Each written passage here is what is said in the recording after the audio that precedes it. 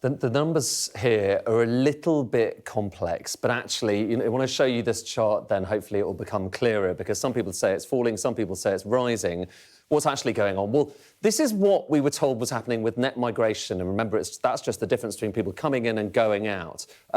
Last year, so this time last year, we were told there was obviously a bit of a dip around COVID. It went up really sharply, but that it was starting to fall, OK? That it was starting to fall. Then we got revised numbers 6 months ago, and the picture was slightly different. It was a little bit higher, that peak, but again, we were told it's falling. This time around, we're still told that it's falling, but just look at the shape of this chart.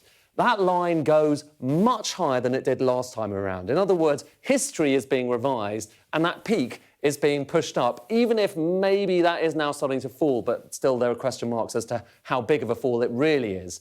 Just to give you a sense of what we're talking about here with this kind of change in the picture that we're learning about, this time last year we were told that in the year to June 2023, so last summer, there was 672,000 in net migration. Now, in that same period, we are told, actually, it wasn't that, it was 906,000. So a very big difference between those two, raising the question, why? And if we just take that, so starting with last year, as I said earlier, migration is net migration when we talk about it. It's just the difference between people coming in, that's immigration, and people going out, emigration. So one minus the other gets you to that number.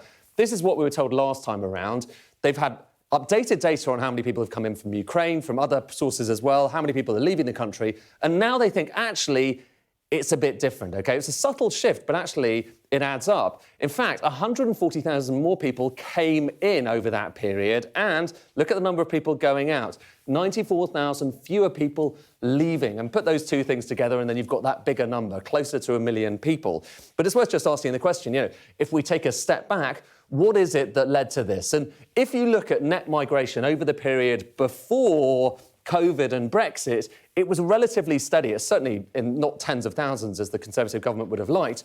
But look what happened after those new Brexit rules came into force. Just look at these lines and how they change. So total net migration, this is immigration. Total immigration went up really sharply, but also look beneath the surface. So EU nationals coming into the UK, that dropped down. That used to be the highest, OK? And then non-EU people has gone up incredibly sharply. And actually, interestingly, when you break that down and ask people where they come from and indeed what they're doing here, it's quite an interesting pattern, OK? So you've got, by far and away, the biggest is Indian nationals coming into the UK. Then you've got Nigerian, then Chinese, then Pakistani, then Zimbabwean. And these numbers, by the way, are bigger than any previous nationality, much bigger than Polish people coming into the UK, for instance.